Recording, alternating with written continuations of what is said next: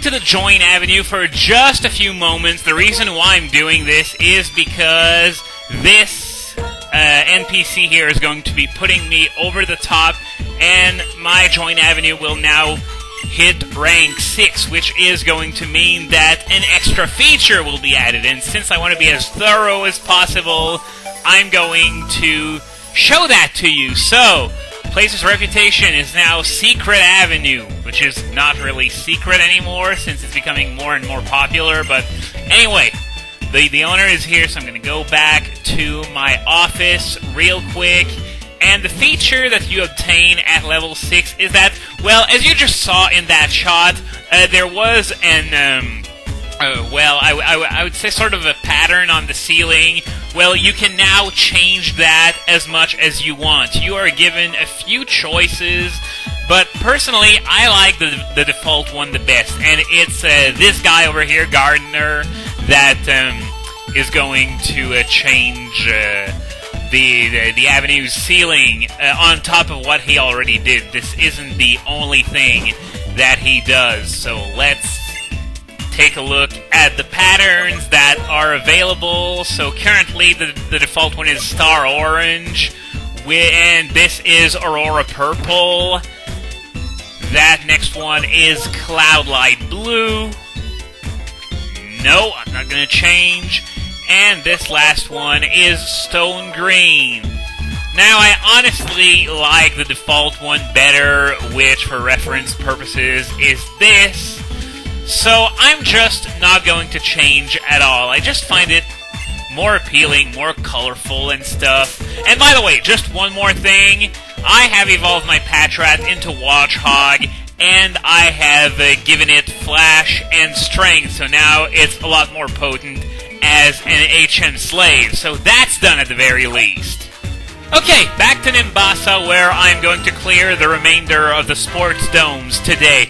Now I know that today is Saturday, but I decided, even though I guess I shouldn't be doing this, I really want to be done with this today in a single recording, just to make editing easier on myself. So I sent my clock back to Wednesday, which is the day where both football and tennis are available.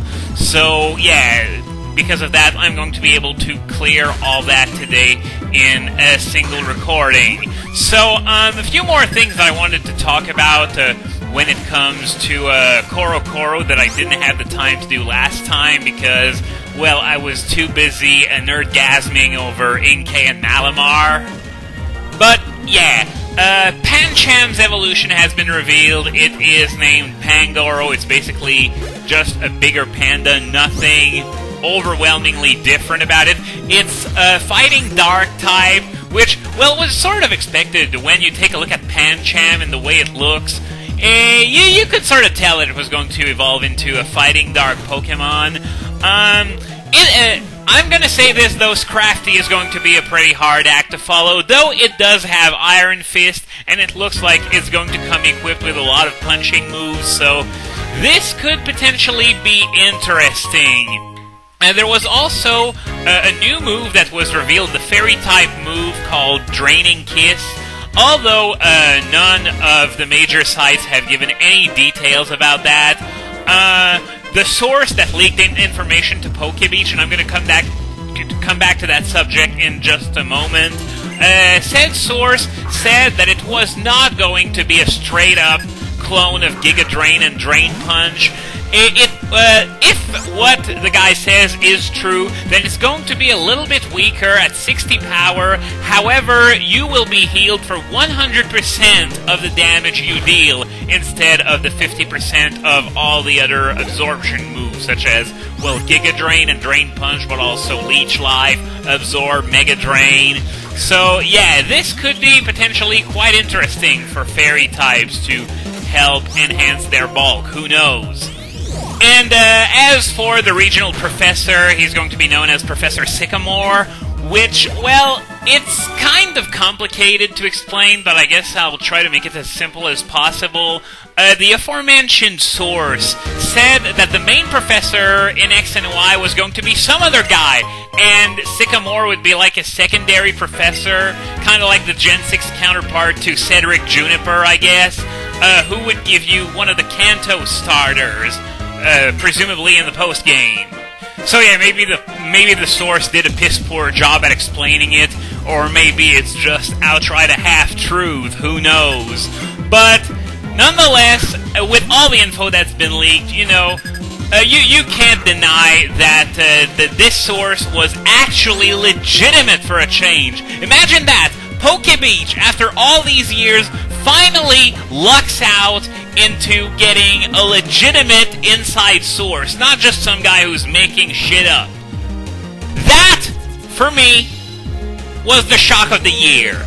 And we're talking about a year where a new type is being introduced for the first time since 1999, so that's how much I was surprised by the fact that the source was legit. So yeah, imagine for a second that you're Water Pokemon Master, you finally, after all these years, get a legit source that tells you accurate information, or at least some of what he tells you is accurate information. I'm gonna come back to that in a bit. But imagine that happens, and then the douchebag does everything in his power to draw attention to him and ultimately gets sacked before he can spill too much information.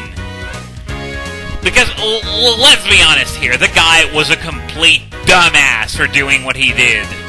But yeah, of course, you know that at the time that this info was first revealed, I didn't believe any of it, for no other reason than Pokébeach's rather abysmal track record at getting genuine inside info that was actually real and not just somebody making stuff up. So basically, well, it's like everything else in life. When you choose to forego journalistic integrity in favor of extra page hits, you don't have any right to ask any questions as to why you have so much trouble getting people to believe you. I mean, we all remember Minotauros from 3 years ago.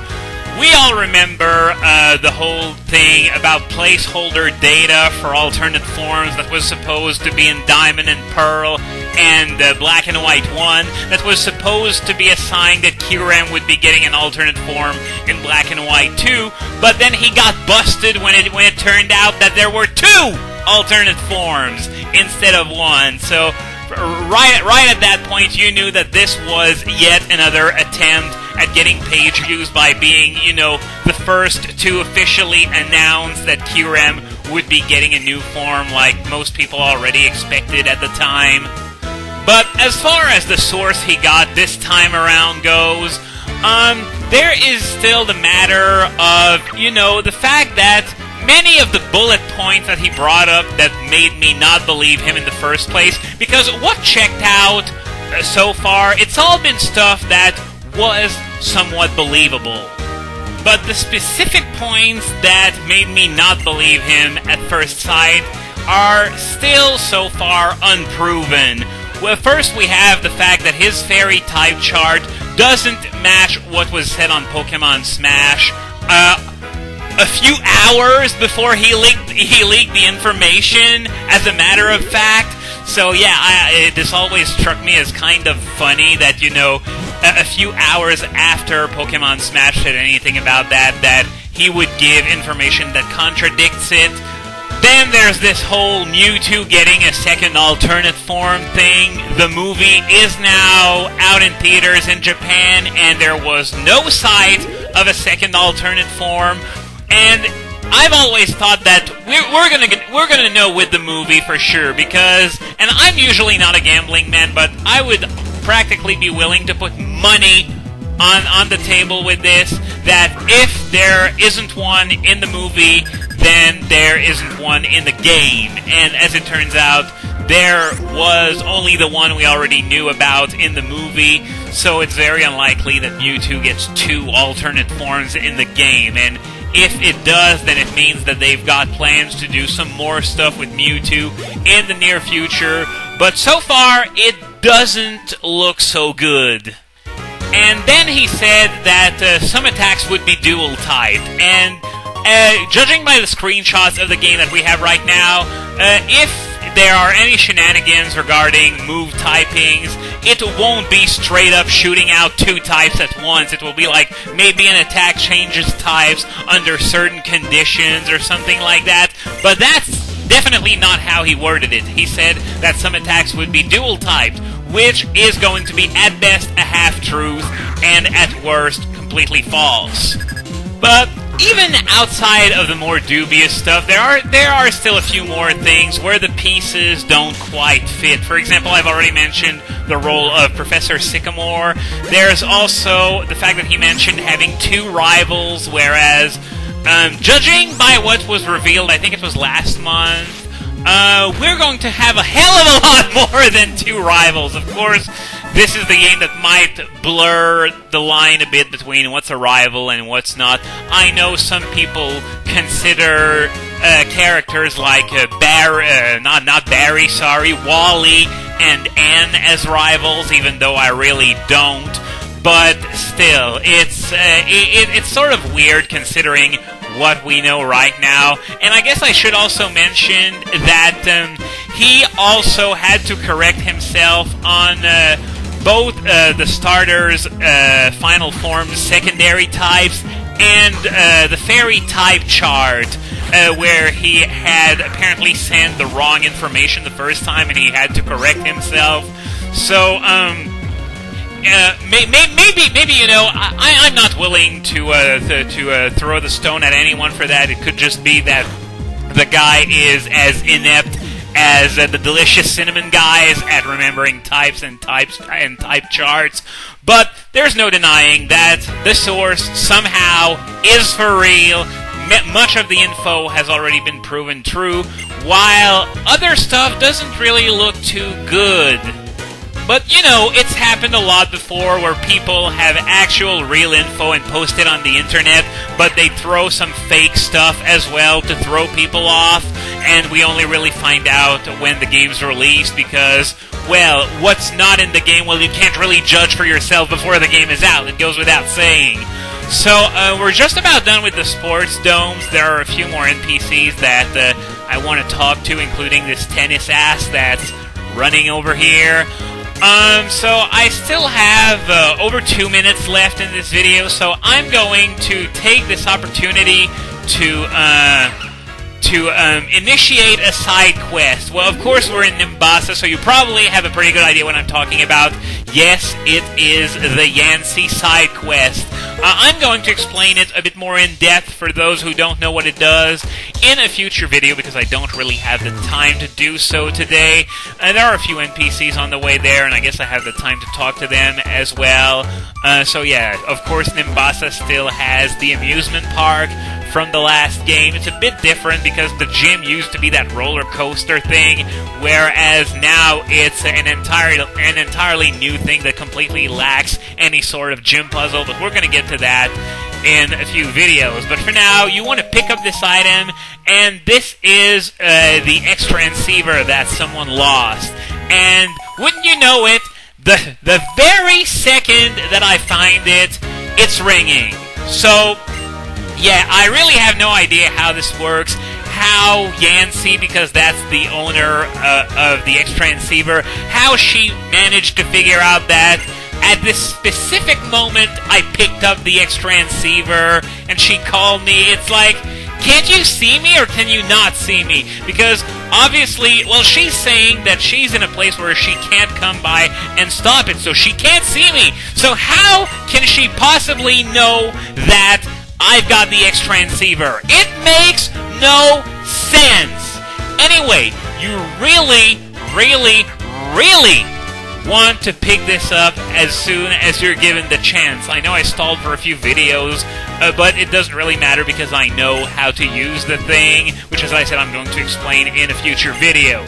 But yeah, she's going to call every now and then, and after 10 calls, I think, something's going to happen. So I'm going to stop here for today, and next time, first thing we're going to do is head over to the gear station, where, as you're going to see, a few people are assembled.